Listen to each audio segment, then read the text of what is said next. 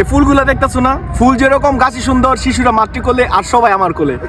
এই সন্ধ্যাটা বলার মেন উদ্দেশ্য হলো, মানে আমি জাস্ট ফাইজলামি করে বলতেছি, আমি কোনো যশোরের গদখালিতেও যাই নাই আর অন্য কোনো ফুলের বাগানও যাই নাই। আমার পিছনে যে ফুলের বাগানগুলো দেখতেছো এগুলো হচ্ছে আমাদের হামদর্দ ইউনিভার্সিটিতে। এখানে যারা এই ফুলের বাগানে কাজ করে অনেক খুব পরিশ্রম করে কাজ করে, সারাদিন খাটাখাটির পরে এত সুন্দর একটা বাগান করে। কিন্তু তোমরা যে স্টুডেন্ট গুলো আসো, তোমরা যে ছাত্রছাত্রী গুলো আসো, তোমরা এই ফুল গুলা ছিড়ো, আমার নিজের কাছে খুব মায়া লাগে। এত সুন্দর সুন্দর ফুল গুলা তোমরা ছিঁড়া লয়ে যাও গা। কালকে আমি একজনকে বলাতে আমার সাথে ঝগড়া লাগছে, তো এই জিনিসগুলো করা ঠিক না। কজ সুন্দর একটা বাগান সবাই চায়, আর ইউনিভার্সিটির সৌন্দর্য তোমরাই ধরে রাখবা। তোমরা যদি ফুল গিলা ছিড়ো, বাগানটা সুন্দর লাগবে না। হয়তো তোমরা ফুল ছিঁড়া বাসায় নিয়ে যাবা, হয়তো ছিঁড়ছি একটা পাপড়ি ফালাই দিবা, কিন্তু এই ফুলটা গাছে থাকলে অনেক সুন্দর লাগে। তো আমি সবারই বলবো যে এই ফুলগুলো যাতে গাছেই থাকে আর তোমরা যাতে না ছিঁড়ো। তোমার আমি ফুলগুলো দেখাই।